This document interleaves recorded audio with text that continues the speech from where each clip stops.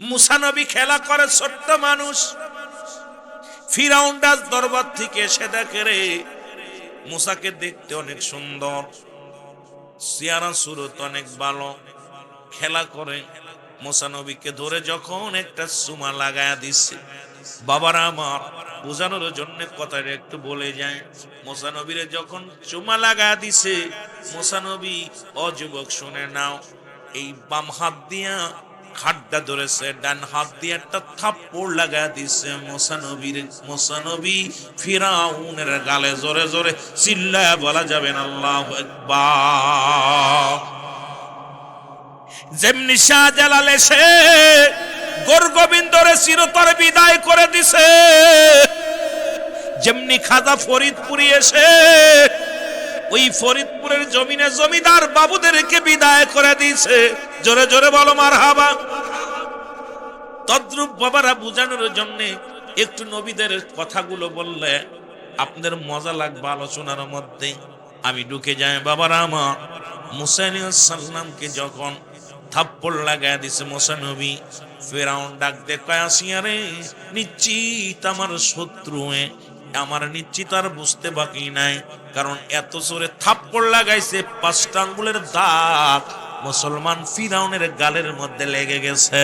জোরে জোরে চিল্লায়া বলা যাবে না আল্লাহু আকবার। এ যুবক, ফিরাউন ডাক দেখে হামান রে, কই রে, আয় আয়। ওরে আমার পীর রে এইরকম উঠানোর জন্য, এরে মুসলমান শাহজালালকে বিতাড়িত করার জন্য কতই না চেষ্টা করেছিল গোরগোবিন্দ, পারে না।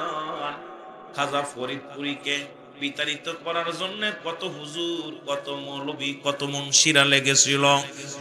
আমার বাবা জান বলতেন না, আল্লাহ রাসূল আমাকে পাঠাইছে এখানে, পৃথিবীর কোন শক্তি নাই এখান থেকে বিতাড়িত করা। জোরে জোরে চিল্লায় বলা যাবে না মারহাবা।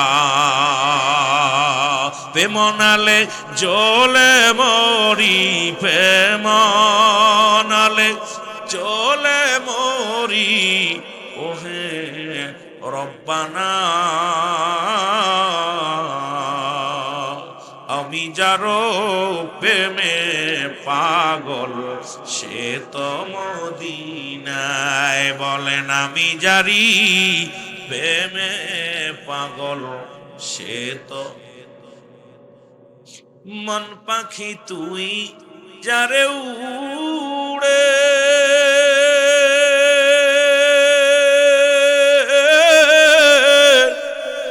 বলো যায় আমার নবীজি রে, ওই মায়ার নবীর প্রেমে পাগল, দয়াল নবীর প্রেমে পাগল, আমরা হইলাম দেওয়ানা। আমি যারি প্রেমে পাগল, সে তো মদিনায়। বলো আমি যারি, একটু মহব্বতে বলেন, আমি যারি প্রেমে পাগল, সে তো মদিনায়। প্রেমনালে জলে মরি, প্রেমনালে জলে মরি, ওহে রব্বানা। আমি যারি প্রেমে পাগল, সে তো মদিনায়। বলো আমি যারি প্রেমে পাগল। ওরে প্রেমিক বিনে প্রেমিকার শান বোঝে না কেউ রে,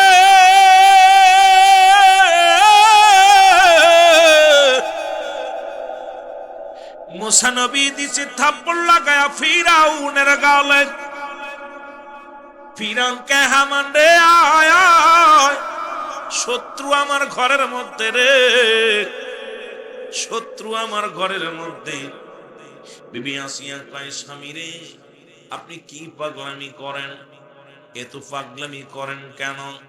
কারণ এত বালক, ছোট্ট বালক বুঝতে পারে নাই আপনার গালে থাপ্পড় লাগাইছে, ওরে কেউ বলে দাড়ি ধরে থাপ্পড় লাগাইছে, কেউ কয় কান ধরে থাপ্পড় লাগাইছে, কেউ কয় ঘাড়ের মধ্যে ধরছে, আবার কেউ কয় এক হাত ধরে আর হাত দিয়ে থাপ্পড় লাগাইছে। ও মুসলমান, ফিরাউন কাসিয়া রে, ওই যে যদি না বুঝবে তাকায়া দেখো 5টা আঙ্গুলের ছাপ আমার লাইগা গেছে। আসিয়া কয় স্বামী আপনি না খোদা, আপনারা যদি মানুষ যদি জানে ছোট্ট বালকে পিটাইছে, আপনার খোদাগিরি চলে যাবে রে। আপনি হলেন খোদা, কেমন খোদা? এই বালককে আপনারা পিটাইছে, এই কথা যদি মানুষ জানতে পারে আপনার ইজ্জত চলে যাবে। ফিরাউন কয় না রে বিবি না, থাপ্পড়টা তো খুব জোরে লাগাইছে, এরে আমার দেখো গাই মুখের মধ্যে 5টা আঙ্গুলের দাগ বয়া গেছে। এরে আসিয়া বলে, আসিয়া অনুনয় বিনয় করলেন, ফিরাউন কোনো কিছুই শুনে না। হামান রে তাড়াতাড়ি আন, তরবারি আন, এই বালকই বড় হইয়া নবী মুসা হবে রে। আমার শত্রু ঘরের মধ্যে এর সিধু বিদায় করে দিতে হবে। জোরে জোরে চিল্লায়া বলা যাবে না আল্লাহু আকবার। বন্ধুগণ আমার,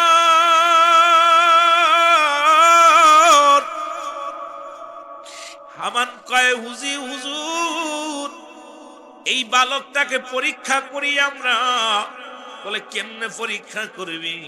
এক পাতিলের মধ্যে রাখো সুগন্ধি ফুল বা স্বর্ণ, আর এক পাতিলের মধ্যে রাখো মুসলমান কি রাখো, আগুন রাখো। এই বালক যদি আগুনের মধ্যে হাত দেয় তাহলে মনে করব এই বালক আপনার সিন এমনি মেরেছে, বুঝে নাই। আর যদি ফুলের মধ্যে হাত দেয়, এই স্বর্ণ রূহ মুসলমান স্বর্ণ জহরের মধ্যে যদি হাত দেয়, তার মানে ওই বালক বুঝে শুনে আপনারে মারছে। এখন ফিরাউন কি করলেন? মুসা নবী বালকের সামনে, ছোট্ট বালকের সামনে দিয়ে রাখলেন এক পাতিলের মধ্যে স্বর্ণ অলংকার, আর একটা পাতিলের মধ্যে দিলেন আগুন। মুসা নবী আস্তে আস্তে যায়, যখন স্বর্ণের দিকে যায়, আসিয়া ডাকতে বলে রব্বি কারীম,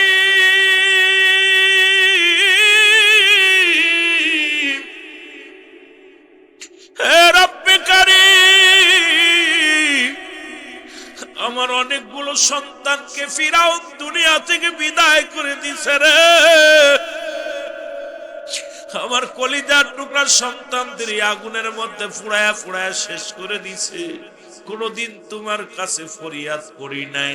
আজকে আমি যার মুখের দিকে তাকাইলে শান্তি পায়, যার মুখের দিকে তাকাইলে খোদা নিবারণ হয়ে যায়, যার মুখের দিকে তাকাইলে আল্লাহ তোমার ভয় তোমার মহব্বত পয়দা হয়ে যায়।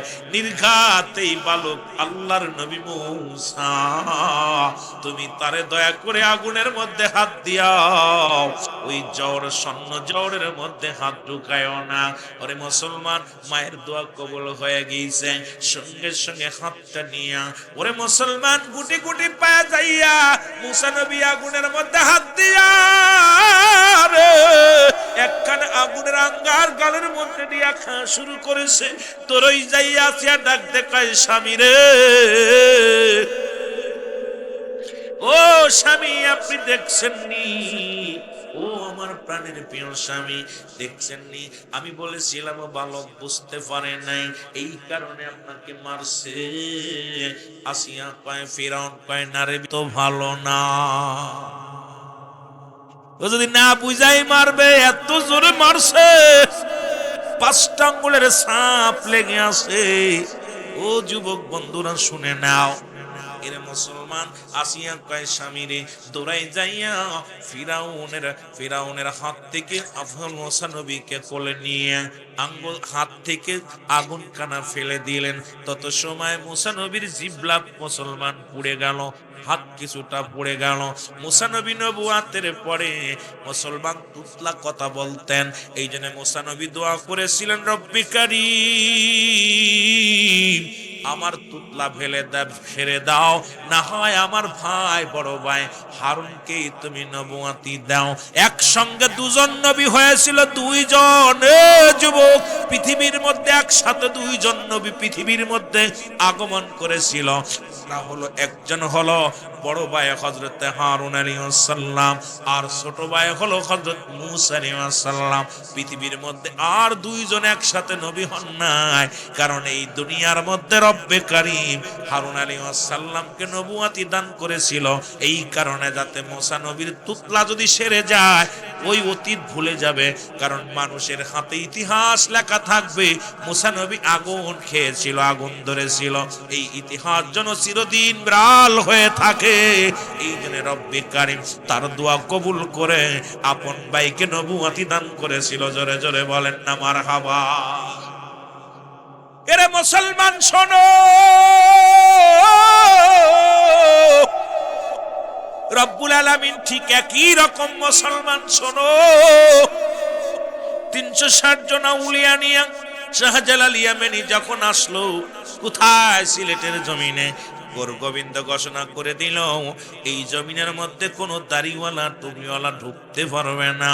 এর মুসলমান নৌপথ বন্ধ, বিমান পথ বন্ধ, সব জাহাজ বন্ধ করে দিলেন। এ সিলেটের বাবারা শোন, যে তোলি আল্লাহর জীবনী আমাকে দিয়েছে, আমার বিশ্বলির জীবনী আমি বলবো, আগে তোমাদের বাড়ির পীর সাহেবের নামটা বলে যায়। বাবারে জগৎ বিখ্যাত যিনি ওলি, ও আমার বাবারা আমার শুনে নাও, শাহজালাল ইয়ামানি 360 জন আউলিয়া নিয়া সুরমা নদীর কিনারায় আসলেন। যখন কিনারায় দাঁড়ায়া দেখে নদী পথে নৌপথ বন্ধ, বিমান পথ বন্ধ, আল্লাহ ডাক দেখায়, ও শাহজালাল তোরা তো পাঠাইছে সিলেটের জমিনে ইসলামের ধারক বাহক করে রে, বইয়া থাকলে চলবে না, দাঁড়াই থাকলে চলবে না, এই নদী পার হয়ে যেতেও পারে। শাহজালাল কাল্লা আমি কেমনে পার হব, আমার কাছে কোনো নৌকা নাই, সে কোনায় পার হব কেমনে? আল্লাহ কয়, সবচেয়ে বড় নৌকা দান করেছি আমি তোরে, তোরে গাড়ি আসে যাই নামাজ বিছায় দাও নদীর মধ্যে। ওরে মুসলমান, সুরমা নদীর কিনারায় যাইয়া যখন ফেলে দিছেন নদীর মধ্যে যায় নামাজটা, একজন নয় দুজন নয় 360 জন আউলিয়া পার হয়েছিল যাই নামাজে ভর করে। জোরে জোরে চিল্লায় বলা যাবে না মারহাবা।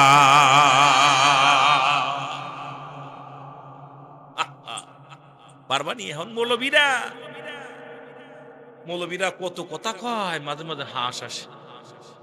শাহজালাল ইয়ামানি যে কেমনে ইসলাম প্রচার করলো,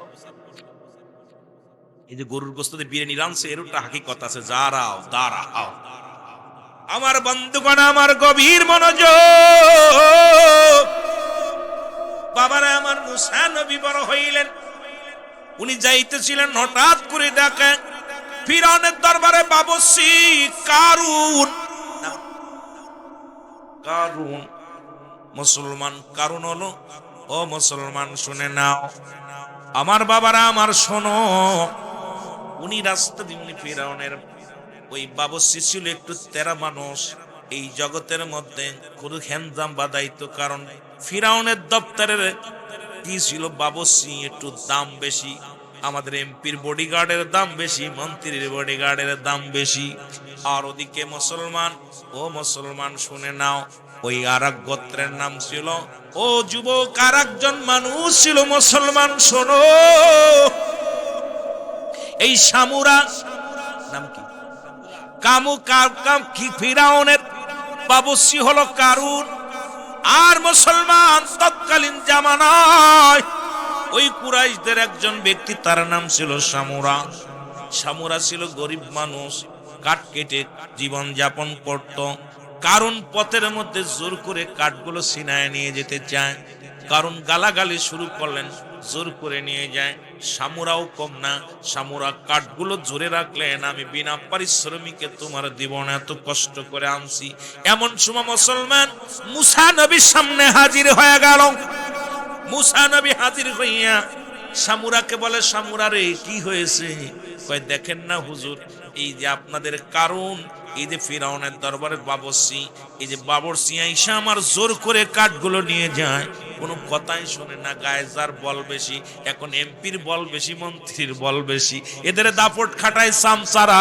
বড় বড় নেতাদের যত সামসা আছে, এই সামসাগুলো সমাজটারে বেশি নষ্ট করে, দলের ভাবমূর্তি নষ্ট করে এই সামসাগুলো। জোরে বলেন ঠিক কি না? এই সামসাদের কারণে চেয়ারম্যানের দুর্নাম, সামসাদের কারণে এমপির দুর্নাম, সামসাদের কারণে এমপি মন্ত্রীদের দুর্নাম। জোরে বলেন ঠিক কি? এই যে দুর্নাম করতে শুনতেছেন তো কি অবস্থায় করতেছে। এই সামসাগুলো এখনো গদিতে যায় নেই, তাই যে লিকসা শুরু করছে, মনে হচ্ছে আগামীতে যে আমাদের কি অবস্থা হবে। জোরে বলেন ঠিক কি না? বন্ধুগণ আমার, সামুরাকে এবার কারণ রে বলে, কারণ সামুরা গরিব মানুষ, তুমি জোর করে খড়িগুলো লয়ে যাও। এর কারণ তখন সামুরার দিকে একটু রাগান্বিত হয়ে, মুসলমান রাগান্বিত হয়ে তাকাইলেন। যখন মুসা নবী কয় তুমি রাগান্বিত হও কেন রে? কারণ জোর করে নেও। উনি মুসা নবীর একটু গালি দিলেন, আর মুসা নবী জোরে একটা থাপ্পড় লাগায় দিছে, একটা ঘাই মারছে। এক ঘাইতি ওরে মুসলমান কারণের মৃত্যু হয়ে গেছে। জোরে জোরে চিল্লায় বলা যাবে না আল্লাহু আকবার। কারণের মৃত্যু হয়ে গেল। সামুরা তারা আছে। মুসা নবী দু হাত তুলে ডাক দে বলে, রব্বি কারীম, আমি কি করলাম? মানুষ হত্যা করা মহাপাপ, সেই পাপের কাজটা আমি করলাম। ওরে মুসা নবী কেমন করে ডাক দে বলে, আল্লাহ তোমার নবী ছিল মুসলমান। শোনো, ও কোথা দমানি ওয়াসাল্লাম, উনি দোয়া করেছিল, রব্বানা যালামনা আনফুসানা ওয়া ইল্লাম তাগফির লানা ওয়া তারহামনা লানাকুনান্না মিনাল খাসিরিন। এরে মুসলমান শুনে নাও, মুসা নবী ডাকতে বলে, রব্বে কারীম,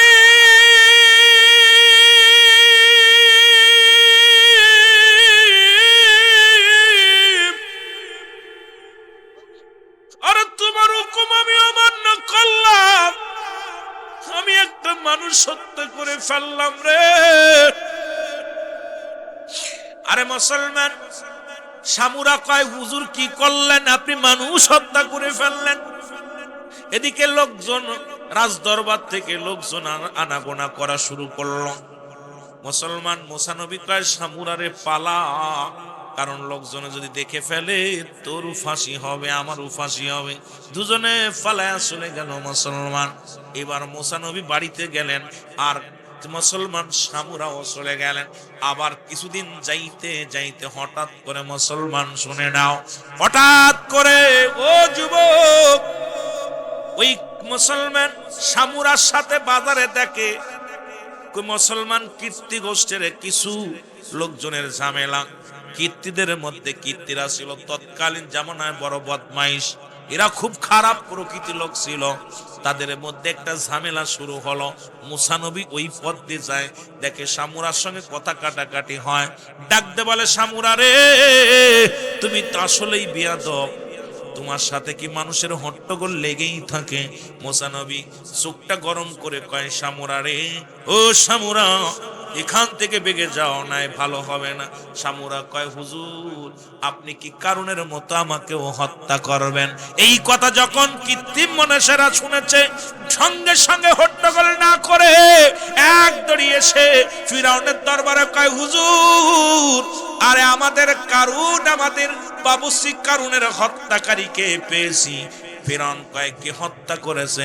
কয়, কি আবার করবে? মুসা সে নিজেই হত্যা করেছে।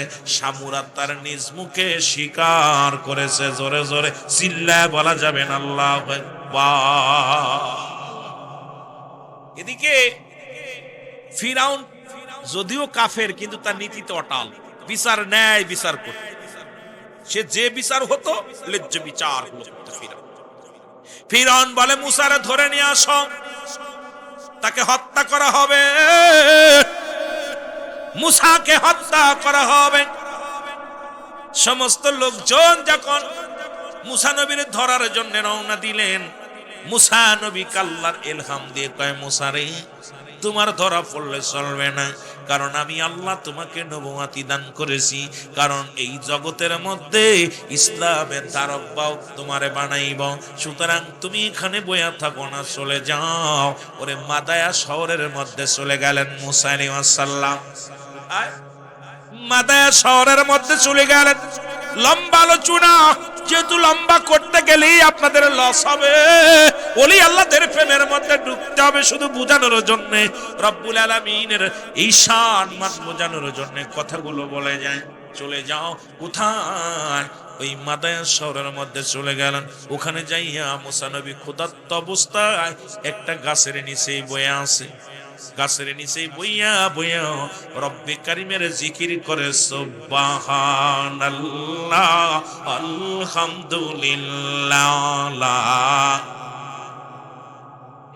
আরো জোরে বলেন, সুবহানাল্লাহ আলহামদুলিল্লাহ, সুবহানাল্লাহ লা ইলাহা। ও গো আমার দয়াল আল্লাহ, দেখতে বড় মনে আশা, দেখা দিও কঠিন দিনে, এই আশায় বান্দিলাম বাসা। ও হে আমার দয়াল মাওলা, লা ইলাহা।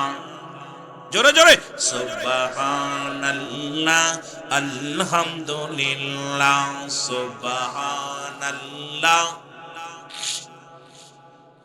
লা ইলাহা ইল্লাল্লাহ। বললা এ দুনিয়ার মুসলমান, শোনো শোনো গো,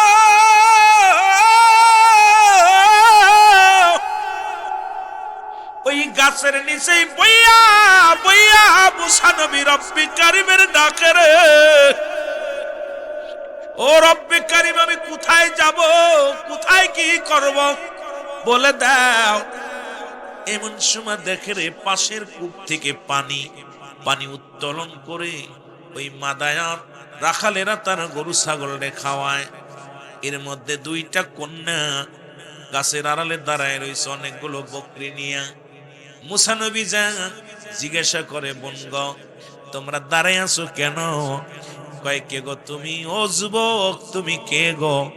বলে, আমি তো একজন পথিক। কয়, কেন তোমরা কেন দাঁড়ায় রইছ? বলে, এই মাদায়ের যুবকেরা ছেলেরা তার বকরিদের পানি উত্তোলন করে খাওয়ায়।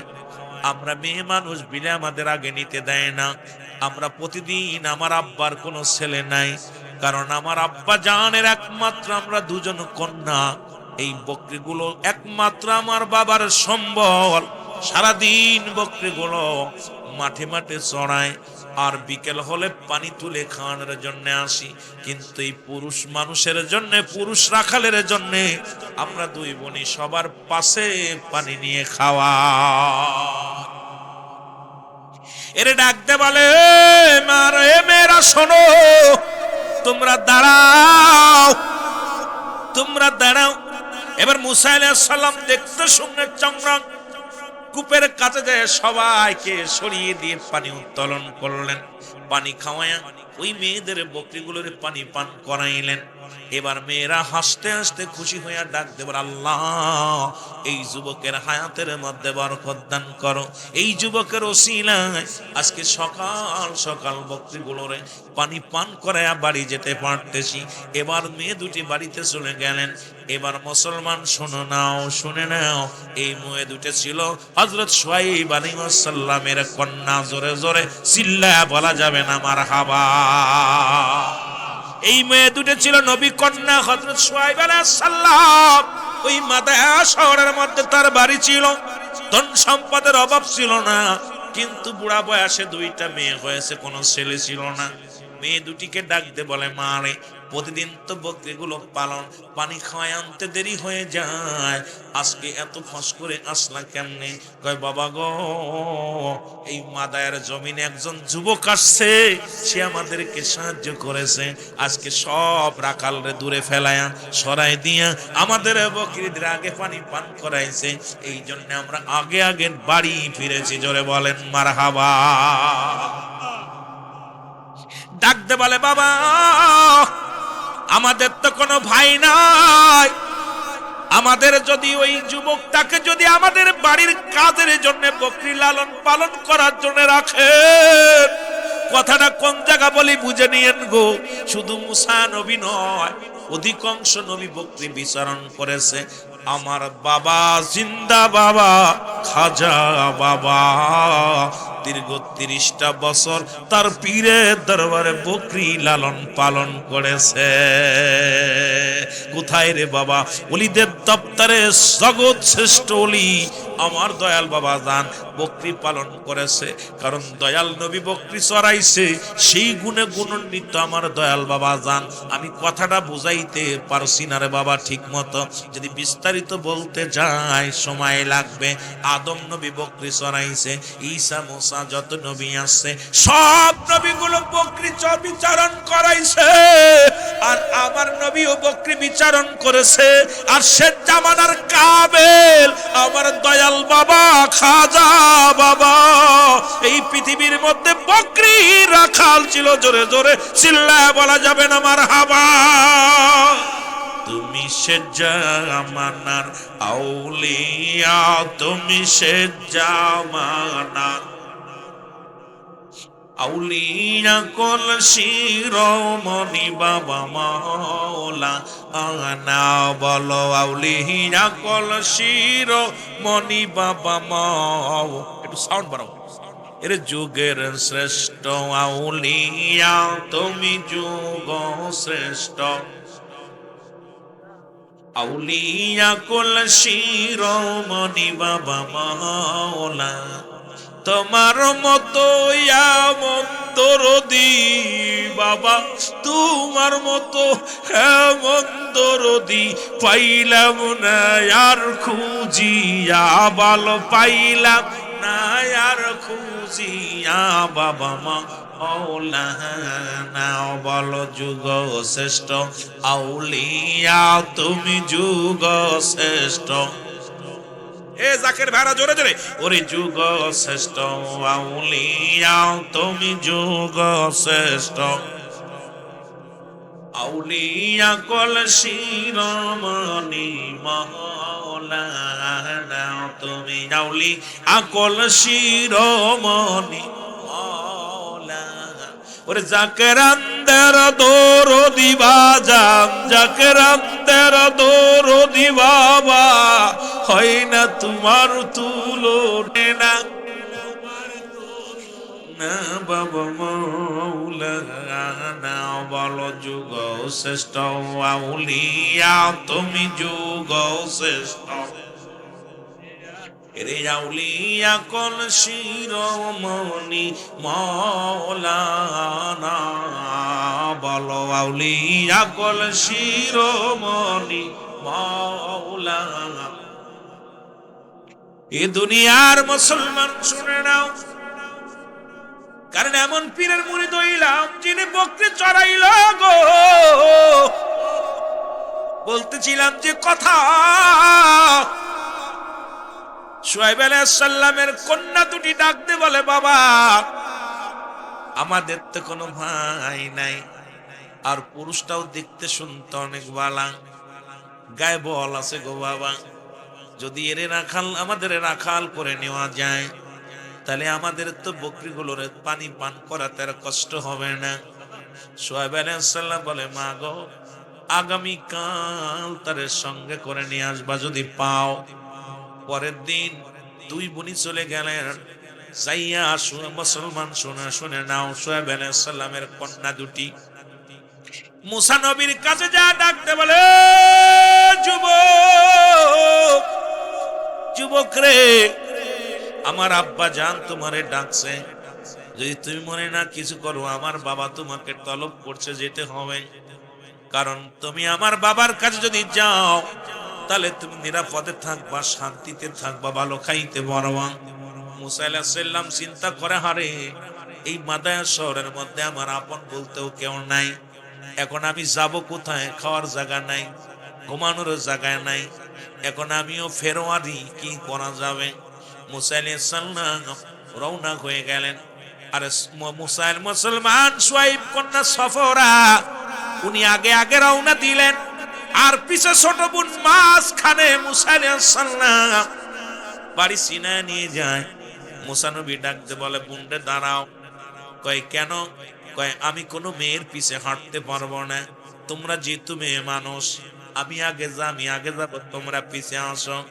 সফরা কয়, ও যুবক, তুমি তো আমাদের বাড়ি চিনবা না, কারণ আমার বাড়ি তো তুমি চেনো না, আমি তোমাকে চিনিয়ে নিয়ে যাই। সফরা বলার সঙ্গে সঙ্গে মুসা আলাইহিস সালাম ডাকতে কয়, ও বোন শোনো, তুমি কি করো, যদি আমি ভুল পথে যাই আমাকে ডান বাম বলে দিবা, কিন্তু আমি পুরুষ মানুষ, তোমার আগে থাকবো, কোনো মেয়ে আমার আগে থাকবে না।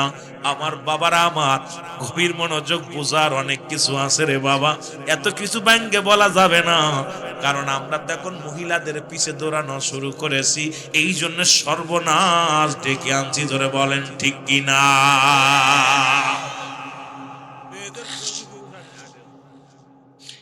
মুসা নবী ডাকতে কয়, মেয়েরা রে,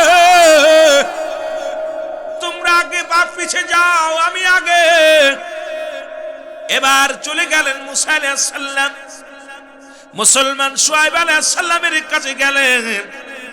যা পর মুসা আলাইহিস সালামকে দেখে কৌশল বিনিময় করলেন। শুআয়ব আলাইহিস সালাম তখন বুড়া হয়ে গেছে, বয়স একদম শেষ। এবার শুআয়ব আলাইহিস সালাম যুবককে ডাকতে বলে, যুবক রে, তোমার নাম কি? বলে, আমার নাম হলো মুসা, বাবার নাম ইমরান, বাড়ি আমার অমুক জায়গা। এই বিস্তারিত সব বর্ণনা করলেন। কি মুসলমান শুনে নাও, শুআয়ব আলাইহিস সালাম মেয়েদের কাছে যায়, বলে, মেয়েরা রে, ওই যুবকরে যে রাখাল রাখবো, এর নাই গায়ে বল আছে, তারে পানি পান করাতে পারবে, বকরিগুলো লালন পালন করতে পারবে, কিন্তু চরিত্রের গ্যারান্টি দেবে কে? যেহেতু এই বাড়ির মধ্যে দুইটা যুবতী মেয়ে আমার, এই মেয়েরে তোদের পাশে এই যুবতী মেয়ে থাকতে ঘরের মধ্যে আমি কেমনে মুসা আলাইহিস সালামকে রাখি? কয়, বাবা গো, আমাদের মন বলে এই মাদায়া শহরের মধ্যে যদি কোনো আদর্শবান, নীতিবান, চরিত্রবান যদি কোনো ছেলে থাকে, ওই যুবকই আছে গো বাবা। বলে, কেমনে তোমরা বুঝলাম? কয়, বাবা গো, যখন তাকে আগায় আনতে গেলাম, আমাদেরকে বললো, মেয়েরা রে, তোমরা পিছে যাও, কারণ আমি আগে যাব। ও মুসলমান, একটা মেয়ে যখন হাত ঢুলায় সামনে দিয়ে পুরুষের সামনে যায়, ওরে মুসলমান, ওই পুরুষের ভিতরে শয়তান বিরাজ করে। মেয়েটার মাথার দিকে নজর, ঘাড়ের দিকে নজর, বডির দিকে নজর, মাস্টার ইবলিস তাকে ছলনা দিয়া অন্যায় পথে নিয়ে যাবে। এই জন্য আব্বাজান, আমাদের বিশ্বাস, এই যুবক একটা সরল মানুষ, এই যুবক একটা আল্লাহওয়ালা মানুষ, এর মধ্যে কোন সন্দেহ নাই। জোরে জোরে চিল্লায় বলা যাবে না মারহাবা। একটা মেয়ে তার যুবকের সতীত্বর গ্যারান্টি দিলেন, একা পায়াও কোনো বাজে নজরে তাকায় না। আমরা একা পাইলে আগে সর্বনাশ, তারপর অন্য কাজ। যেরকম ঠিক কিনা? কি অবস্থা! এত দূর দূরান্ত থেকে, পাহাড়ি অঞ্চল থেকে মুসা আলাইহিস সালামকে নিয়ে কিছুদিন থাকলো। থাকা পর মুসলমান শুআয়ব আলাইহিস সালাম বড় মেয়ে ডাকতে বলে, মা রে, আমি সিদ্ধান্ত নিছি, এই যুবকের সঙ্গে তোমার বিবাহ দিব। সফরা কয়, আব্বা জান, আমার কোনো দ্বিধাদ্বন্দ্ব নাই, কোনো মতামত নাই, কারণ আমি জানি ওই যুবকটা সৎ, চরিত্রবান, এবং ও যে আল্লাহর নবী হবে আমি বুঝতে পেরেছি গো আমার আব্বা। কারণ এই তো দিন হয়ে গেল আমাদের বাড়ির রাখাল, কোনদিন আমাদের মুখের দিকে তাকাই নাই, কখনো আমাদের পিছে হাঁটি নাই, কখনো আমাদের দিকে উকি ঝুঁকি মারে নাই রে বাবা। কারণ মুসা আলাইহিস সালাম এত বড় আদর্শবান ছিলেন, যতই বাড়ির ভিতরে থাকতো। আর আমরা হুজুরের এখন কোন বাড়ি গেলি উকি ঝুঁকি মারি, কোন দিক নারী আছে, কোন দিক মেয়ে আছে।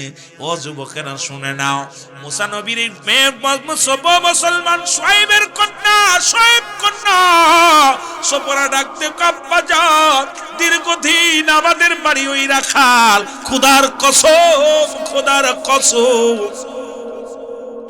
দেখি নাই মুসারে আমাদের দিকে টুকি ঝুঁকি মারতে।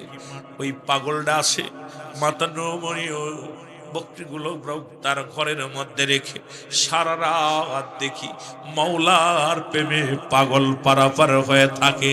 জোরে জোরে চিল্লায় বলা যাবে না মারহাবা। শুআয়ব আলাইহিস সালাম ডাকলেন, মুসা আলাইহিস সালামকে ডাকলেন, ও বাবা শোনো, বাবা শোনো।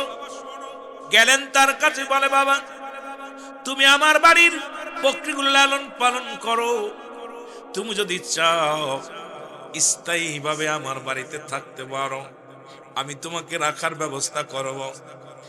হুজুর কেমনে? আমার মেয়ে সফরাকে তোমার সঙ্গে শাদী দিব। মুসা আলাইহিস সালাম চিন্তা করে, কোনো আত্মস্বজনও নাই, কেউ তো নাই, আমারে দেখাশোনা করবে কে? আর নবী কন্যা, এই নবী কন্যা যদি বিয়ে করতে পারি গো, আমার জীবনটাও ধন্য হয়ে যাবে। পরে মুসলমান শুআয়ব আলাইহিস সালাম নিজের কন্যাকে বিবাহ দিলেন।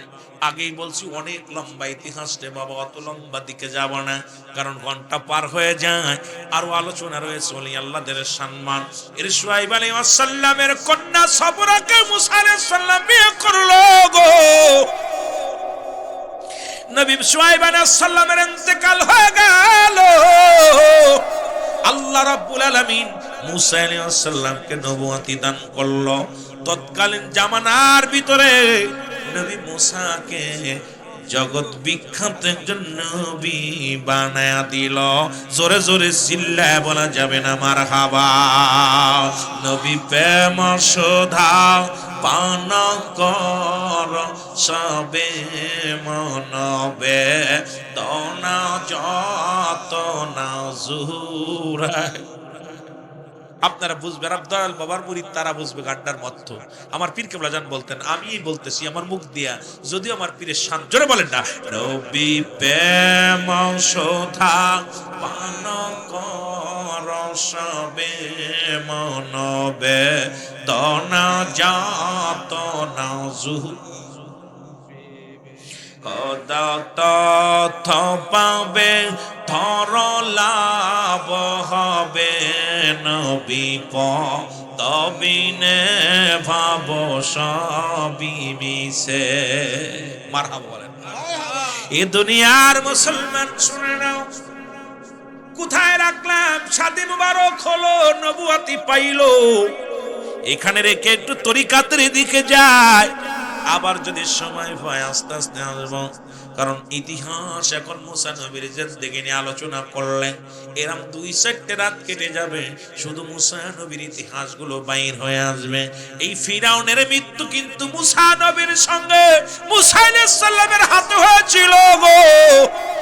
ও যুবক বন্ধুরা শোনো শোনো, আজ যার লাশ খানা মিশরের জাদুঘরে রয়েছে, ও যুবক শোনো শোনো, কথাগুলো না বললে বুঝতে পারবে না। ফিরাউন তার দলবল নিয়ে মাদায়ার দুঃখী রওনা হয়ে গেল মুসা নবীকে হত্যা করার জন্য। মুসা নবী আমার বাবারা, আমার বন্ধুরা, আমার নীল দরিয়ার কাছে যে দাঁড়ায়া গেলেন, সঙ্গে সঙ্গে হাতের লাঠিখানা রব্বুল আলামিন তাকে মুজিজার হাত লাঠি দান করেছিল। এই লাঠিখানা যখন পানির মধ্যে ফেলে দিছে, সঙ্গে সঙ্গে রাস্তা হয়ে গেছে। আল্লাহর ওলিদের জায়নামাজ যেমন নৌকা হয়ে গেছিল, আল্লাহর ও নবীদের লাঠিখানা কিছু সময় সাফ হয়, কিছু সময় নদীর রাস্তা রাস্তা হয়, কারণ পাতা পাড়ে, গাছের পাতা পাড়ে চিটা দিয়া ফেলে দিলে মুসা নবী যখন ফেলে দিত সাফ হয়ে যাইত, আবার যখন পানির মধ্যে ফেলতো রাস্তা হয়ে যেত। যেমন মুসলমান ও আমার বাবারা আমার, এই দুনিয়ার মধ্যে আল্লাহ ওলিরা মুসলমান শুনে নাও, কোন আল্লাহর ওলি ঘোড়া মুসলমান সোয়ার হয়েছে, বাগেরে সোয়ার বানাইছে, কোন আল্লাহর ওলি জায়নামাজকে মুসলমান নৌকা বানাইছে, কোন আল্লাহর ওলি দুনিয়ার মধ্যে বাতাসকে যানবাহন বানিয়েছে, বাতাসকে বলছে আমাকে নিয়ে যাও, এই জমিন থেকে অন্য জমিনে নিয়ে গেছে, এই ক্ষমতা দান করেছে আমার আল্লাহ। জোরে জোরে চিল্লায়া বলা যাবে না মারহাবা। এই দুনিয়ার মুসলমান শুনে নাও, মুসা আলাইহিস সালাম যখন নীল দরিয়ায় লাঠিখানা ফেললো, রাস্তা হয়ে গেল, মুসা নবীর সৈন্যগুলো পার হয়ে গেল। ফিরাউন তার ঘোড়া নিয়া, অনেকগুলো ঘোড়া নিয়া যখন ওই নীল দরিয়ার কাছে দাঁড়াইলেন, ফিরাউন চিন্তা করে, হারে এত বড় নদী কেমনে নৌকা হয়ে রাস্তা হয়ে গেল, কোনো বিপদের রাস্তা হবে নাকি, জাদুর রাস্তা হবে নাকি? ফিরাউনের ঘোড়াগুলো দাঁড়ায় গেছে। আল্লাহ কয় ফিরাউনরে তোরে এমন সাইজ করবো আজকে, দাঁড়া। একটা মহিলা ঘোড়া বানাইয়া, ফিরাউনের ঘোড়া ছিল পুরুষ ঘোড়া, আমার বাবারা আমার পুরুষ ঘোড়াটার সামনে একটা মহিলা ঘোড়া এনে যখন দাঁড়াইলেন, ফিরাউনের ঘোড়াটা লাফ মেরে যখন মহিলা ঘোড়ার উপর উঠতে গেছে, আর এক লাফে মাছ দরিয়ার মধ্যে চলে গেছে। আর রব্বুল আলামিন সঙ্গে সঙ্গে মুসলমান, সঙ্গে সঙ্গে নদীর সঙ্গে সঙ্গে পানিটা আবার সমতল করে দিছে, ফিরাউন ডুবে মারা গেছে। এই দুনিয়ার মধ্যে যারা নারীর পিছা, নারীর চিন্তায় ঢুকবে রে, আমার পীর বলতো বাবা সাবধান সাবধান, হুঁশিয়ার, ওই তাৎমানিক থেকে হুঁশিয়ার, কারণ এরা তোমাদের আজকে পৃথিবীর মধ্যে যে জাতি ওই মহিলার পাশে চড়ছে তার পড়ালেখা শেষ, ক্লাস 6-7 যে থেকে লেখাপড়া করে, যখনই প্রেমনগর বিশ্ববিদ্যালয়ে ভর্তি হয়েছে, ছেলের পড়ালেখা শেষ, মেয়ের পড়ালেখা শেষ। আজকে আমার যুব সমাজ শেষ শুধু নারীর কারণে, জোরে বলেন ঠিক কিনা? আর বাংলাদেশের 12টাও বাজছে শুধু নারীর কারণে, জোরে বলেন ঠিক কিনা?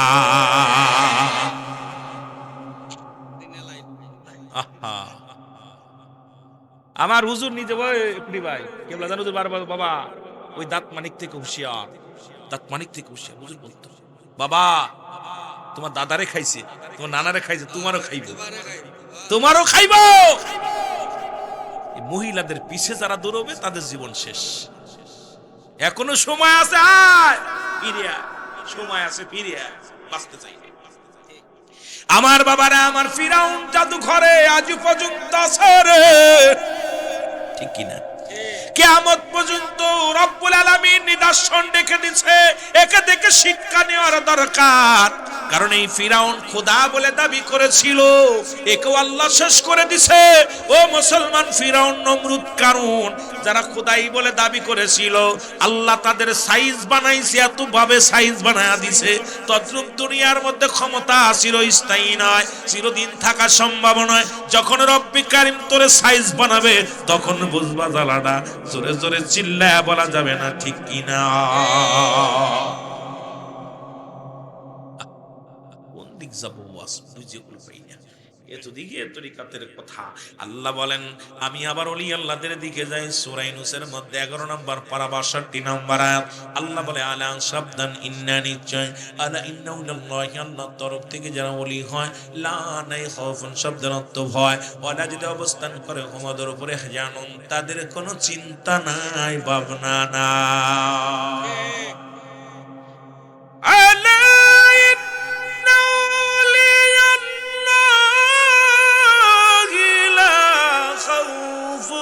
عليهم ولا هم يحزنون।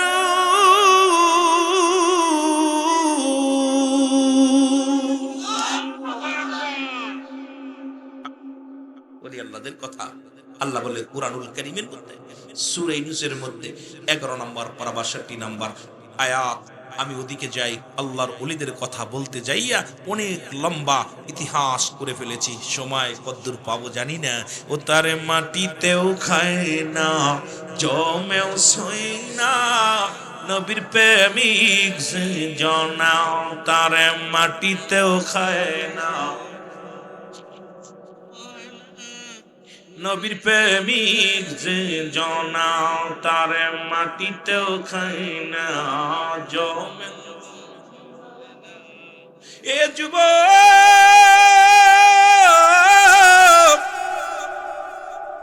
আমার পীর কেবলা জানের বাবার নাম হলো আলিমউদ্দিন খাজা মাওলানা আলিমউদ্দিন মুজাদ্দিদি সাহেব।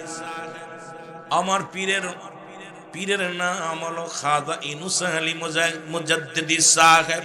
জোরে বলা যাবে না মারহাবা।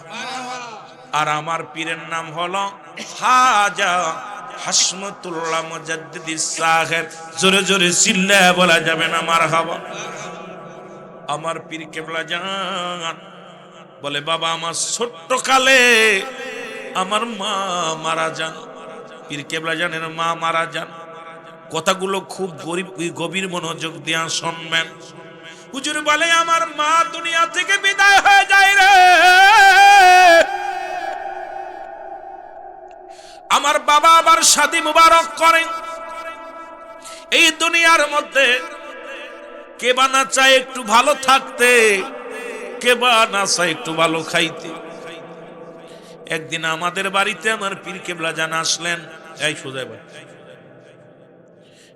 ওলি আল্লাহর কথা হচ্ছে, খুব মনোযোগ। এখানে দুইটা জিনিস পাওয়া যাবে, একটা রহমত, একটা গজব। আহা, তরিকাতের কোয়াস এই জন্য আমি অনেক সময় করি না। তরিকাতের পাগলগুলো যখন পাই তখন আলোচনাগুলো করি, কারণ রাডারে না মিললে আলোচনা করা ঠিক না। আমি গুনাহগার, হাফ প্যান্ট পরা অবস্থা আমার পীরের কাছে। আমার পীরের সম্মান বিশ্বজাকের মঞ্জিলে যে এখন বর্তমান যারা আছে, অতীত বর্তমান দিয়ে আমি গুনাহগার যত জানি, আমার মন বলে এত আলোচনা কেউ জানে না। কারণ আমি ক্লাস 1 থেকে একদম ছোট 1 এসে ভর্তি হয়েছি, হাফ প্যান্ট পরা অবস্থা। এই দরবারে ঘোরাঘুরি করছি, হুজুরের কদমে থাকছি। আমি সেই রুল আমিন তারা দেখছেন, বিদায় দেয়া খাজা হুজুর 18 ফাল্গুন দিনে গজল গাইছি, সেই পিচ্চি রুল আমিন, কালো পিচ্চি একটু একটা মানুষ। আমার চাচা আবুল হাসেম যশোরী সাহেব আমার কোলে করে ধরছে আর আমি গজল গাইছি। আমার কোলে করে ধরে উঁচু করতে পারিনি, আমার উঁচু এরম ধরছে, কোলের ভিতরে এভাবে ধরছে আর আমি গজল গাইছি। সেই রুল আমিন আমি, আমার ইতিহাস। এই জন্য আমি যখন ওই মুরব্বী পাইগুলো, যখন আমার কেবলা জান হুজুরের কিছু আদরের দুলাল পাই, তখন কিছু কথা বলি, না হয় রেখে দিই। কারণ উলুবনে মুক্তাসরায় লাভ নাই, কথা বুঝিনি? উলুবনে মুক্তাসরায়। আর পীর মুরিদির আলোচনা একটা ইবাদত, মারহাবা বলেন না? পীর মুরিদির একটা আলোচনা, এটা ইবাদত। দেউলিয়া হয়ে 12 বছর ইবাদত করবি, 1 সেকেন্ড আপন পীরের দরবারে দায়রায় বসতে পারে, বৈশা ইবাদত ধায়নে থাকবি। ওই 12 বছর দেউলিয়া হয়ে ইবাদত করে যা অর্জন করেছো, এক পলকে তার বেশি উদ্যোগ জগৎ চলে গেছে। জোরে বলেন সুবহান। এই জন্য পীর মুরিদি কঠিন ব্যাপার, এই জগৎটাতে এত সহজ না। ওরে পীর তো সামান্য নহে, নবীর নাই ভয়, পাপীদেরকে তরাইতে ভবেতে উদায়। তোরা চল সকলে চল পীরের কদমে, তোরা চল। একটু মহব্বতে বলেন, তোরা চল সকলে চল। আমার দয়াল বাবা ডাকিতেছে মধুর বচনে, আমার খাজা বাবা। তোরা চল সকলে চল বাবার কদমে, তোরা চল সকলে চল। কত পাপী উদ্ধার পেল বাবার ওসিলাতে, হায় হায় কত পাপী উদ্ধার পেল বাবার ওসিলাতে। তোরা চল সকলে চল বাবার কদমে, তোরা চল। আমার দয়াল বাবা ডাকিতেছেন মধুর বচনে, আমার খাজা বাবা। তোরা চল সকলে চল বাবার কদমে, তোরা। এ বাবার পাগল হইলে কি হয়? কুটি ভাইয়ের বাড়ি গেছোস? খাজার পাগল যে কেমন পাগল, গোডাউন বইরা হেলছে চাল কিনা। এরে পাগলের গোষ্ঠীরা, আমরা তারে দেখলে মনে পাগল না, পাগলে কোনো পাগলের কাম। 350 বস্তা কিনে দেখছি, আগে দেখছি, এখন কয় বস্তা আল্লাহ জানে, আরো 2 মাস আগে দেখছি। এ দেখলে কি 350 বস্তা চাউল কিনে পীরের জন্য রাইখা, যা পাইব জীবনটা পীরের কদমে শুইপে দিছে। আহা, বাবার কদমে কিছু চায় না। একটা কথা, তার বাড়িওয়ালা ছে, তার মেয়ে, তার ছেলে, একটাই কথা, পীরের দরবারে দুলাবালি আমাদের জন্য সুলমা। ওই দুলাবালি যদি লাগাইতে পারি আমাদের জীবন ধন্য। এই পাগলগুলো এখনো আছে। আজকে পাইলাম বাইরে, কুটি বাইরে, যে পাগলটা হলো 350 বস্তা। কয় বস্তা গুনছেন নি? একটা গোডাউন ভরে ফেলছে চাল কিনে, শুধু পীরকে দেওয়ার জন্য। কয় টাকা দাম? কয় টাকা দাম? এত সহজ। আপনি 10 টাকা দিয়া খুব চোখ গরম করেন, 100 চাইলে চোখ গরম করেন। এই জন্য এত সহজ না। ছায়া পীরের দরবারে কিছু পাওয়া যায় না, আদায় করে নিতে হয়। ওরে পীর তো সামান্য নহে, নবীর নায়ে ভয়, বলো পীর তো নবীর নায়ে ভয়, পাপীদেরকে তোরাইতে ভবেতেও দেয় তোরা চল, সকলে চল বাবার কদমে তোরা।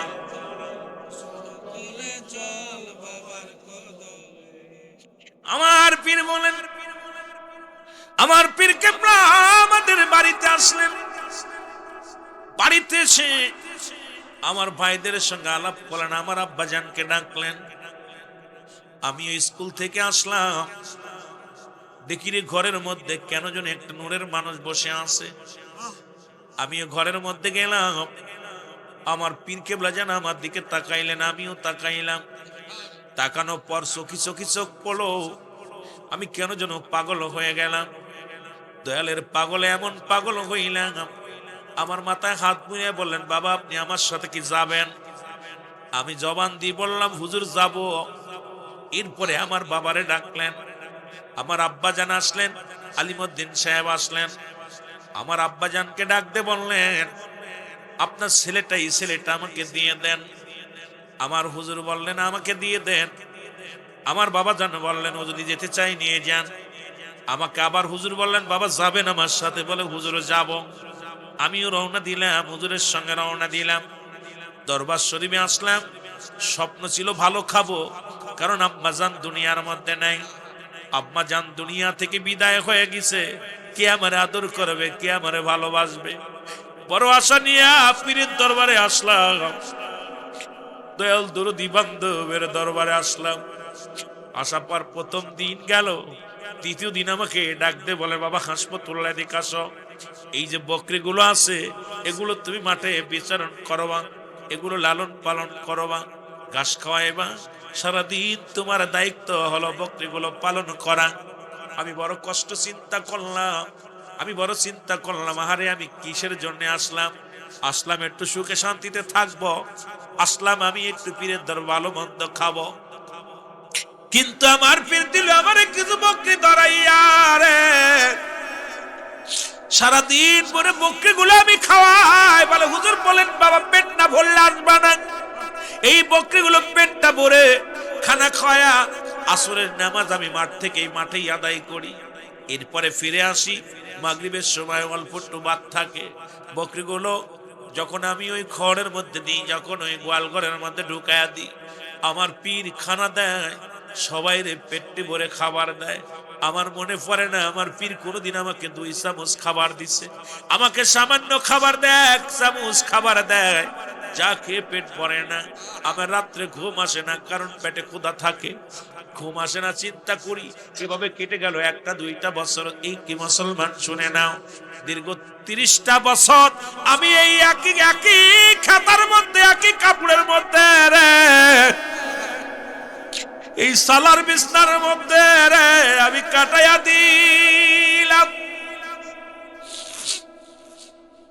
হুজুর বলে, বাবা আমি এত কষ্ট করে কাটাইলাম, খড় নাড়া দিয়া বিছনা বানাইয়া এই একই চাদরের মধ্যে 30টা বছর কাটাইলাম। আমি মাঝে মাঝে ঘুমাইতাম না, রাত ভরে কাঁদতাম যে আমি মারা যাব, কোথায় আসলাম? একদিন রাত্রে আমার পীর মাথায় হাত বুলায় দেবে, বাসমতুল্লাহ, তোমার আমি খাওয়ার জন্য আসি না, আনি নাই। এমন একটা দিন আসবে যেদিন গোটা বিশ্বের বুকে জাকিরানদের মুখে খাবার তুলে দিতে হবে। জোরে বলেন মারহাবা। গাউসুল আজম ফরিদ পুরি, গাউসুল আজম ফরিদ পুরি, জাকেরের কান্ডারি, জীবন ভরে ফেলছ বাবা চোখেরই পানি। বল জীবন ভরে ফেলছ গো বাবা, নিজে না খাইয়া খানা মোদের খাওয়াইছো। সোনার জীবন ও দয়াল মুর্শিদ কঙ্কাল বানাইছ। আরে আমরা তোমার অধম মুরিদ বাবা, আমরা তোমার পাপী মুরিদ, শুধুই কামতাছি জীবন ভরে ফেলছ বাজার চোখেরই পানি। বলেন জীবন ভরে চোখেরই পানি। গাউসুল আজম ফরিদ পুরি, গাউসুল আজম জাকেরের কান্ডারি, জীবন ভরে ফেলছ গো বাজার চোখেরই পানি। বলেন জীবন ভরে ফেলছ বাবা। এই সিলেট অঞ্চলের শ্রীমঙ্গলের আশেকের চোখের পানি,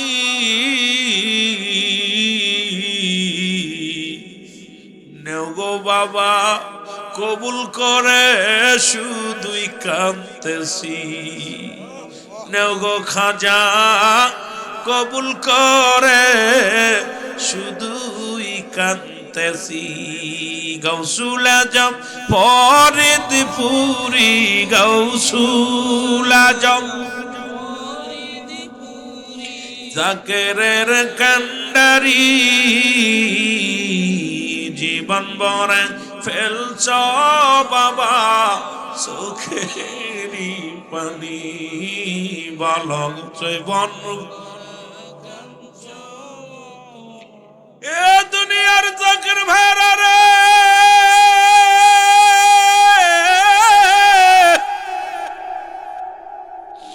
আমার পীর আমাকে জ্বালাইয়া, আমার পীর আমার খাটি সোনা বানাইয়া, তার শক্তি দিয়া রে এই তাজাল্লি দিয়া আমারে পাঠায়া দিলেন ফরিদপুরের জমিনে। আমাকে পাঠায়া দিলেন ফরিদপুরের জমিনে। যান বাবা, আমি ফরিদপুরে আসলাম, আসিয়া ইসলাম প্রচার করা শুরু করলাম। ওই ফরিদপুরের জমিনে এমন একটা জমিনের মধ্যে আসলাম রে, যেখানে ছিল বাবু বাড়ি, যেখানে ছিল না কোনো মসজিদ, যেখানে ছিল না কোনো মাদ্রাসা, যেখানে ছিল প্রতিমার আঁকড়া। এই জমিনের মধ্যে এসে আমি চিন্তা করলাম, সারা জীবন কঙ্কাল বানাইলাম দেহটারে, এমন এমন একটা জায়গা পাঠাইলো নির্ঘাত মারা যাব। কারণ এখানে তো আযান দেওয়া যাবে না, নামাজ পড়া যাবে না, কালেমা প্রচার করা যাবে না। হুজুর বললেন দিনে দিনে আমি প্রচার করা শুরু করলাম। আমার পীর যে বাণী শিখায়া দিছিল, আমি আসিয়া প্রথম ডাক দিলাম আল্লাহ ইয়া রহমান,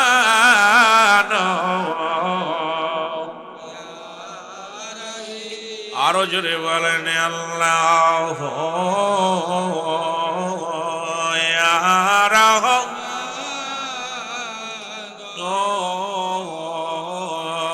ইয়া বাবাজান বলেন যেদিন পৃথিবীর মানুষ এই তিনটা নাম ধরে ডাকবে, উপর থেকে মিঠা পানি বর্ষিত হবে, মানুষের অভাব দূর হয়ে যাবে, শত্রু বন্ধ হয়ে যাবে, দুনিয়ার মধ্যে শান্তি আর শান্তি ফিরে আসবে। আমার দয়াল মুর্শিদ বলতেন, বাবা এই তিনটা মধুর নাম ধরে যে ঘরের মধ্যে ডাকা হবে, এই ঘরের মধ্যেও শুধু রহমত আসবে আর রহমত আসবে। অসংখ্য ফেরেশতারা ওই ঘরের চারিদিকে দাঁড়ায়া দাঁড়ায়া ওই ব্যক্তির জন্য মাগফিরাত কামনা করবে। এই জন্য আমার বাবা জানের মুরিদানরা পরিবর্তন করে দেন, আল্লাহ রাব্বুল আমিন তাদের তাকবীর পরিবর্তন করে দেন আল্লাহ পাক বাবার ওসিলায়। কারণ আল্লাহকে ডাকার জন্য এই দুনিয়ার মধ্যে শান্তি ফিরে পায়, অশান্তি দূর হয়ে যায়, জাকেরানদের ভিতরে মহব্বত পয়দা হয়, ভালোবাসা বৃদ্ধি হয়। এই জন্য আমার দয়াল বাবা জান বলতেন আর ডাকতেন, আল্লাহ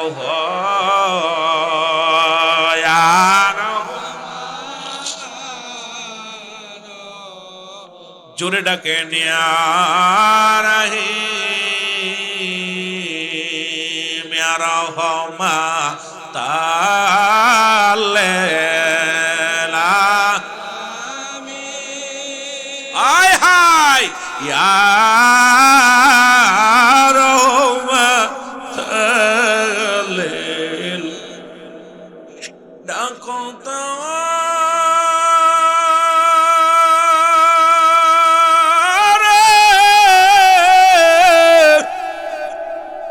চোখের পানি ফেলিয়া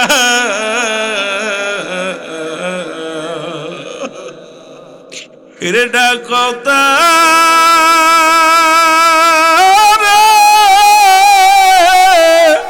ও ভাই চোখের পানি ফেলিয়া আমার দয়াল নবী যাইবেন না রে সারিয়া ইয়া রাহমান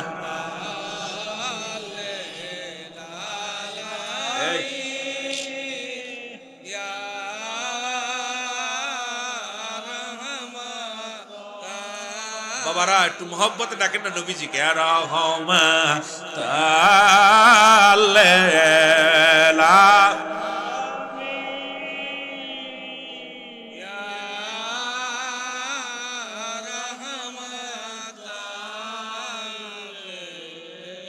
কোথায় গেলে কোথায় পাবো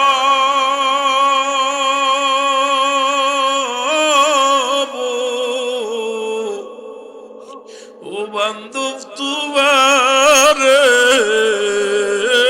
আরে কোথায় গেলে কোথায় পাবো ও বান্ধব তোমার, ঘুমের ঘরে বইলা যায় আমারে ইয়া রাহমাতা ডাকেন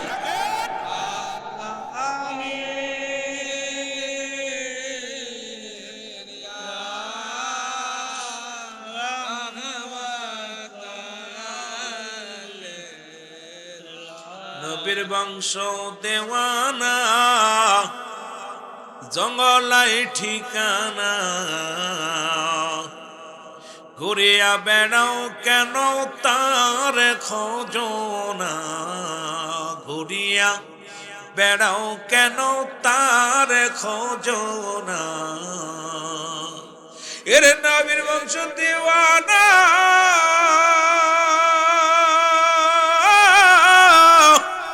জঙ্গলাই ঠিকানা, ঘুরিয়া বেড়াও কেন তার খোঁজনা, নবীজির গুণের কথা বলে কারে বলো, নবীজির গুণের আরো যদি বলে, নবীজির প্রেমের কথা ইলাহি আলামিন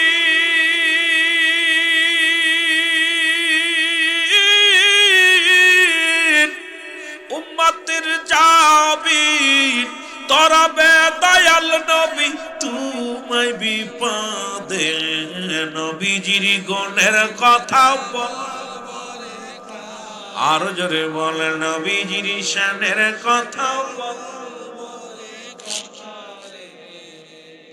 এ বন্ধুগণ আমার, এই 3 নাম ধরে ডাকা শুরু করলাম। আমার বাবারা, পৃথিবীর মধ্যে আমি মাকে হারাইলাম, এতিম হই নাই। বাবাকে হারাইছি, আমি এতিম হই না। আমার পীর বলে, যেদিন আমার পীর কেবলাজানকে হারাইলাম, সেদিন আমি দুনিয়ার মধ্যে বড় এতিম হয়ে গেলাম। আজ 25টা বছর চাকর বার আপন পীরকে দেখতে পাই না রে। 25টা বছর পার হয়ে গেল, দয়াল মুর্শিদকে আমরা হারায় ফেলেছি। আমার পীর বলেন, হঠাৎ করে আমি দরবারে আসি, দেখি একটা টেলিগ্রাফ আসলো। এই টেলিগ্রাফের মধ্যে লেখা দেখি রে, আমার দয়াল মুর্শিদ আর নাই নাই রে। আমি যখন খবর পাইলাম, আমার পৃথিবীর মধ্যে আমি সব হারায় ফেলেছি। আজ আমার বান্ধব কেহ নাই,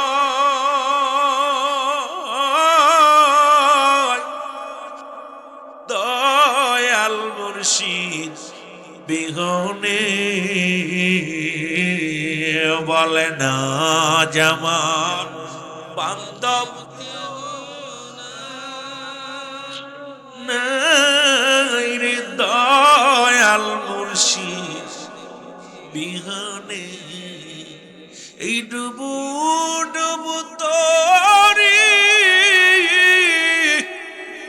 তুফানে ডুইবা মরি। এই ডুবু ডুবু তরি তুফানে ডুইবা মরি। হলের গুসা খাইছে রে ঘুমে,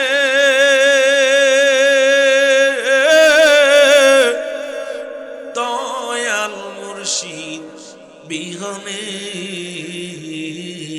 বলে না আমার বান্ধব। এ জোরে নাই রে, দয়াল মুর্শিদ বিহনে বলে না আমার বান্ধব নাই রে। দয়াল মুর্শিদ কোথায় আমার দয়াল, কান্দে রে তোর কাল। কোথায় আমার দয়াল চাঁদ, কান্দে রে তোর কাল। দেখা দিও ঘোর নিদানে,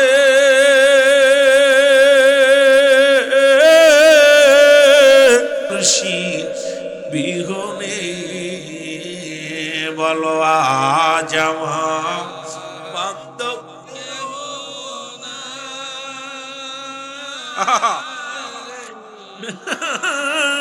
রে। দয়াল বাবা আজ আমার বান্ধব কেহ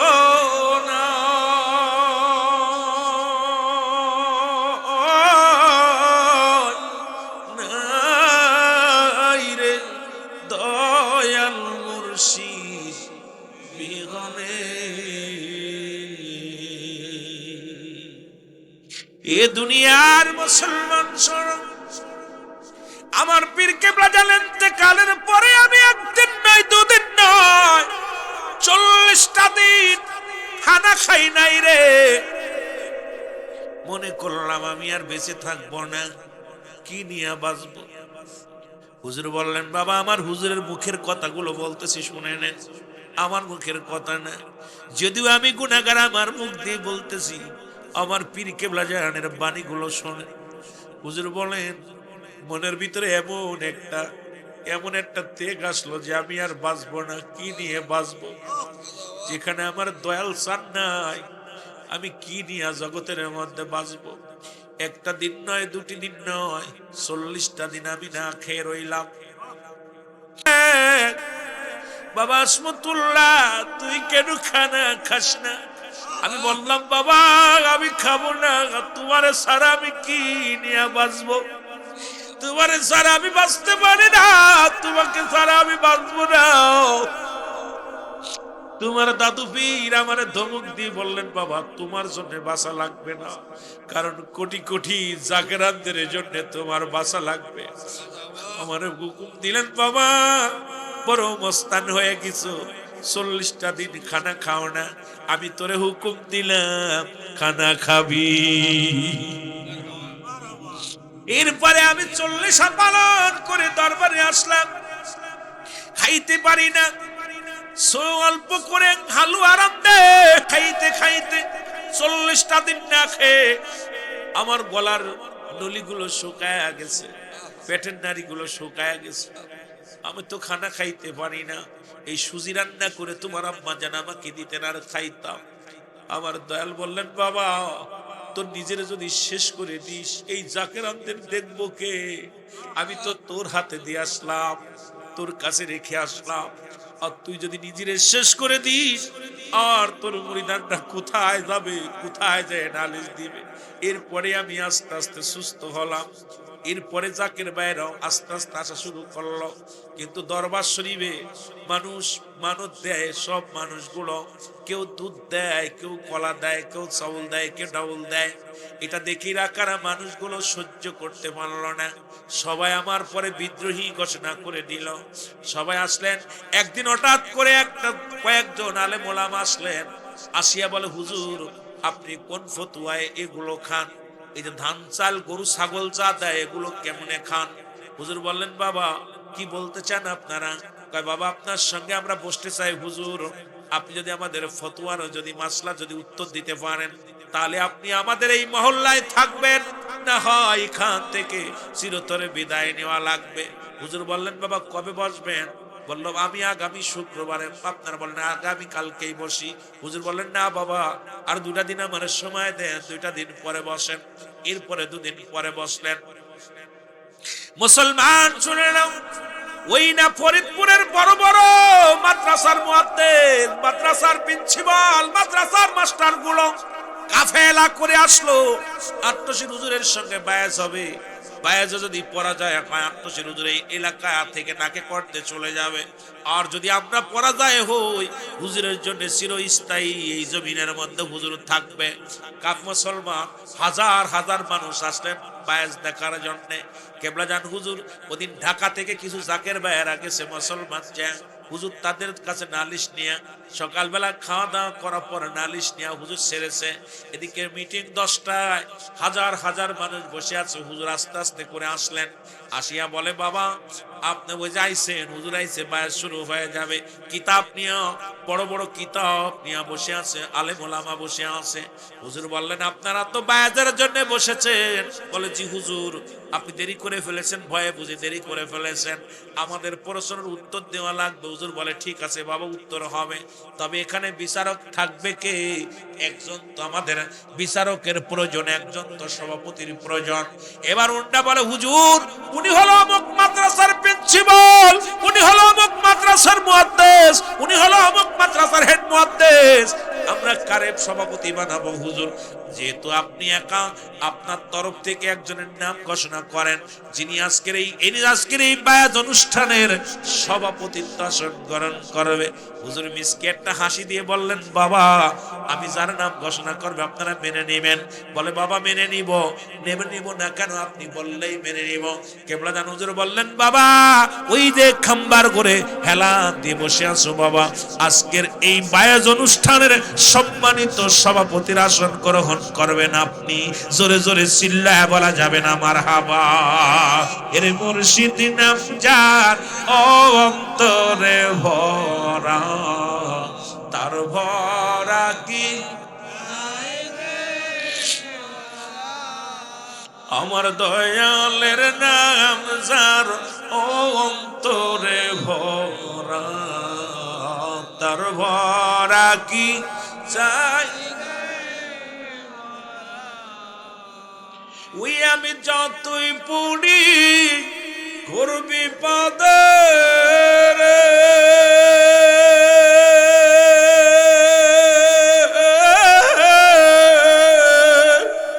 আমার দয়াল মুর্শিদ সামনে খাড়া মুর্শিদ নাম যার অন্তরে ভরা তার ভরা কি যায় রে মারা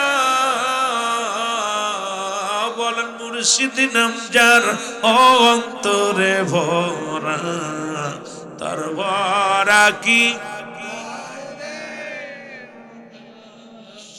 ও পরেতে খেসইতান্ন মুর্শিদ নাম ছিল মহা মন্তর রে আমার পারেতে চৈতন্য মুর্শিদ নাম ছিল মহা মন্তর রে ও সে পার করবে না ধনী মানি রে ও সে পার হবে বাবা ভক্ত যারা মুর্শিদ নাম যার অন্তরে ভরা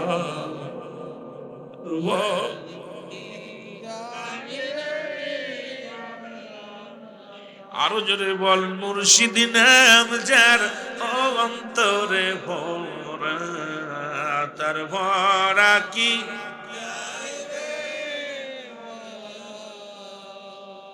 এর পার করে নাও আমার ভরা রে মুর্শিদ পার করে নাও আমার ভরা রে উঠছি তোমার ভাঙ্গানায় মুর্শিদ নাম যার অন্তরে ভরা তার ভরা কি যাই রে মারা আল্লাহুম্মা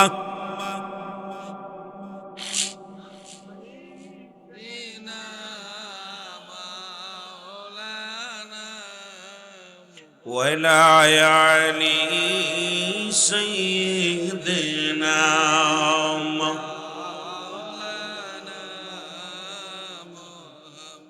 কেবলা জানুজুর বলেন বাবা সবে হাসাহাসি শুরু করছে সব হাসাহাসি কাটতে শুরু করতে বন্ড ছিল এটি এক নাম্বার বন্ড লোকজনে বলে হুজুর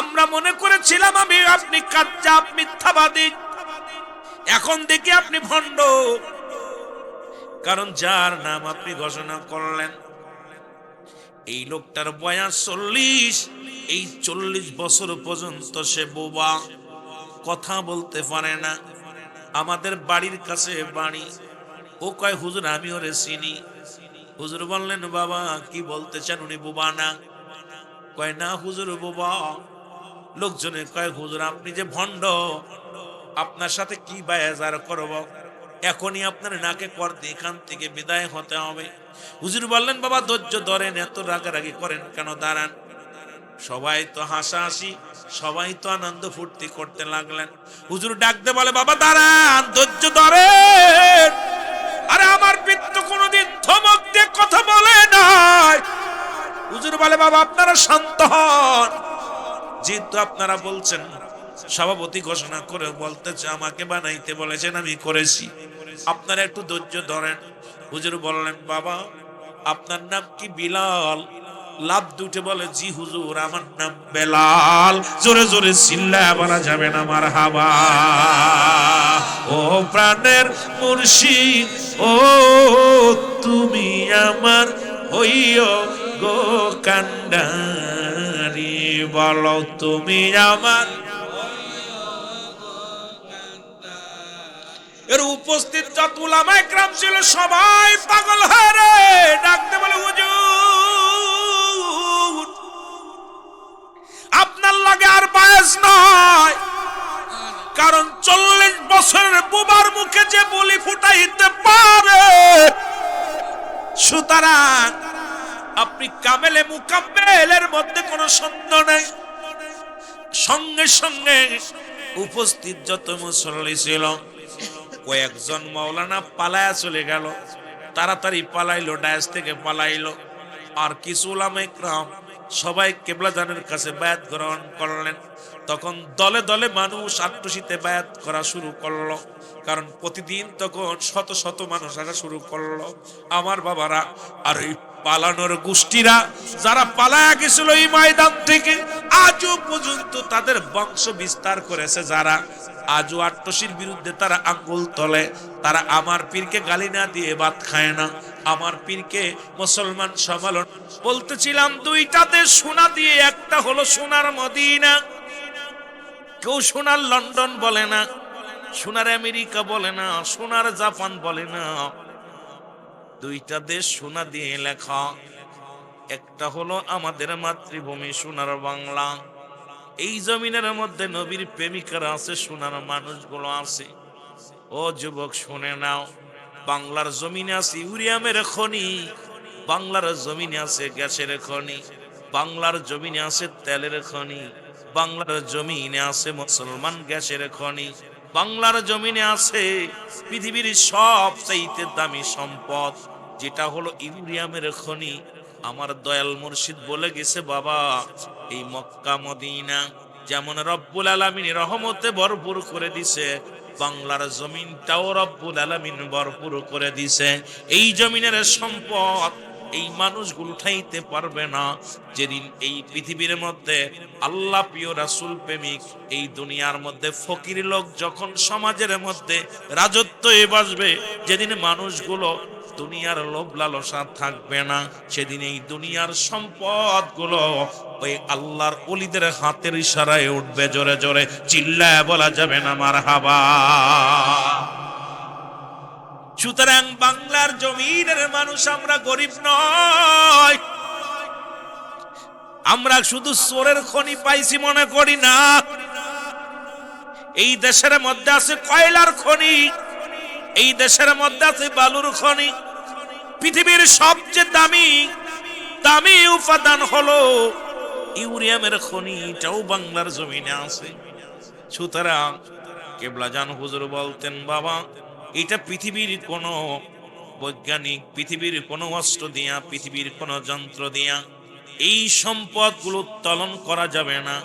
এমন একটা দিন আসবে যেদিন সোনার বাংলা সোনার মানুষের হাতে যাবে, যেদিন সোনার বাংলার মানুষগুলো, যেদিন এই দুনিয়ার মানুষগুলো দ্বিধাদ্বন্দ্ব ভুলে রব্বে কারিমের পাগল হবে, যেদিন দ্বিধাদ্বন্দ্ব ভুলে মদিনাওয়ালার পাগল হবে, যেদিন দুনিয়ার লোভ লালসা বাদ দিয়া ওই মদিনাওয়ালার প্রেমের তসবিহ জপবে, সেদিন রব্বে কারিম এই সম্পদগুলো ওই দুনিয়ার মধ্যে এই ভালো মানুষকে রব্বে কারিমে দান করবে। জোরে জোরে চিল্লায় বলা যাবে না মারহাবা। ও তার মাটিতেও খায় না, জমেও সয় না, নবীর প্রেমিক যে জনা, তারে মাটিতেও খায় না, নবীর প্রেমিক যে জনা। এ দুনিয়ার মুসলমান, একটা উদাহরণ দিয়েছি আমি নবীদের বিষয় নিয়ে। মারহাবা বলেন, আর একটু জোরে বলেন মারহাবা। মুসা আলাইহিস সালাম ছোট্ট জীবনে একটা কথা বলে আমি ওলিদের বিষয়ে চলে আসবো বুঝানোর জন্য, যেহেতু আমার সাবজেক্ট আমার কেবলাজান হুজুরের কয়েকটা বিষয় নিয়ে আমি জানাইয়া দিয়ে যাব। সিলেটের মানুষগুলো জীবনে আমার পীর কেবলা সিলেটের জমিনে আসেন নাই, জীবনে আমার পীর কেবলাজান এই জমিনের মধ্যে আসেন নাই, এই বরুণার জমিনে আমার বাবা জান আসেন নাই। কিন্তু এই মানুষগুলো কেন পাগল হলো, এই কেন পাগল হলো যদি আমরা বুঝতে পারি রে বাবা, এই বোঝার জন্যে আমার পীরের এই শান মান জানার দরকার। জোরে জোরে চিল্লায়া বলা যাবে না, ঠিক কিনা? আমি আস্তে আস্তে আলোচনার মধ্যে যাব। ও যুবক বন্ধুরা, দিলের কান্ডা লাগা শোনো, তরিকাতের ভাইরা শোনো। আপনারা এত কষ্ট করে বিশ্ব জাকের মঞ্জিলে যান, এত কষ্ট করে গেলাম, কি পাইলাম? সেখানে কি আছে, কি নিয়ামত নিয়ে দয়াল বাবা বসে আছে, আমাদের জানার দরকার। এই জমিনটা বড় ধন্য জমিন।